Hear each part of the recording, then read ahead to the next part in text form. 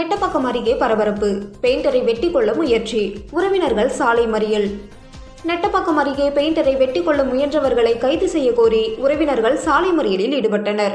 கடைகள் அடைக்கப்பட்டதுடன் போலீசார் குவிக்கப்பட்டனர். புதுவை மாநிலம் நெட்டப்பாக்கம் தொகுதி கரையாம்புத்தூர் பாவூர் மெயின் ரோட்டை சேர்ந்தவர் மதன். நேற்று முன்தினம் இரவு அவர் தனியார் பாரில் மது அருந்து கொண்டிருந்தார்.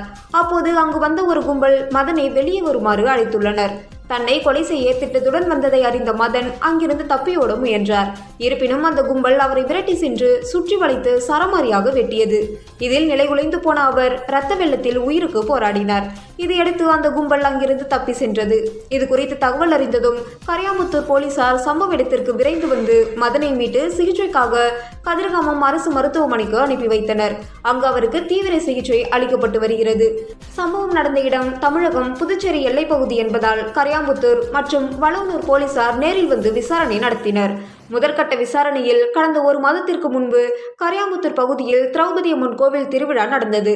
அப்போது நடந்த கரகாட்டத்தின் போது மதனுக்கும் தமிழக பகுதியான களிஞ்சிக்குப்பம் பகுதியை சேர்ந்த ஒரு சிலருக்கும் தகராறு ஏற்பட்டது.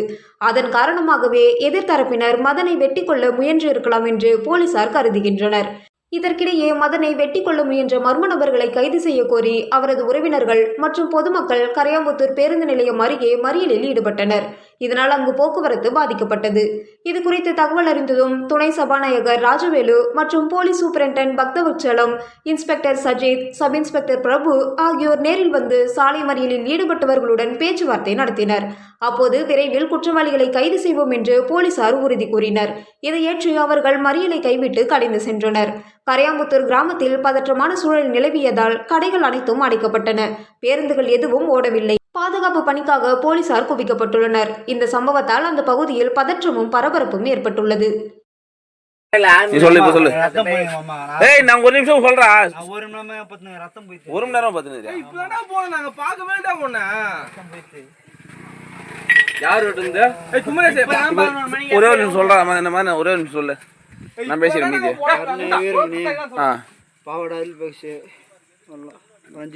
அஞ்சு பேரா?